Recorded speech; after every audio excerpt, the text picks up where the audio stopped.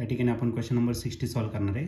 A second pendulum is place in a space laboratory orbiting around the earth at a height 3r. तर second pendulum आहे आणि जो space लॅबोरेटरीमध्ये आपल्याला ठेवायचा आहे. आपल्या अर्थच्या अराउंड तो रिव्हॉल्व करतोय आणि हाईट दिलेली त्याचं 3r इतकं. From the earth surface the time period of the pendulum will be. तर त्या h is equal to 3r एवढ्या डिस्टन्सवरती त्याचा टाइम पिरियड किती असेल तो आपल्याला फाइंड करायचा आहे. ब्रॅकेटमध्ये कॅपिटल R दिलेला आहे, radius of the earth, bracket complete.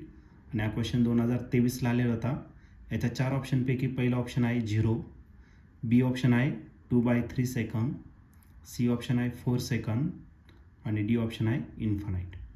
तर या 4 ऑप्शनपैकी या क्वेश्चनचं करेक्ट आन्सर काय असणार आहे? चला तर याला आपण सॉल्व करूया आणि मग डिसाईड करूया.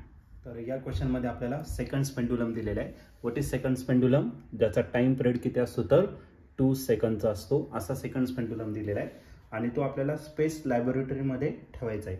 स्पेस लॅबोरेटरी ज्या ठिकाणी ॲक्सेलरेशन ड्यू टू ग्रॅव्हिटी किती असतो तर 0 असतो, 0 मीटर पर सेकंड स्क्वेअर इतका असतो. ओके, हा स्पेस लॅबोरेटरीमध्ये ठेवलेला आहे. ऑर्बिट करतोय अर्थ ॲट हाईट 3r. तर h जो दिलेला आहे तो किती दिला आहे तर 3r इतका दिलेला आहे. म्हणजे स्पेसमध्येचे जिथं g किती असतो तर 0 इतका. तर आपल्याला टाइम पिरियड आपल्याला या ठिकाणी फाइंड करायचा आहे. नवीन टाइम पिरियड T1 आपण त्याला कन्सिडर करू आणि T1 जो आहे तो किती असणार 2π त्या स्पेस लॅबोरेटरीमध्ये √L/g.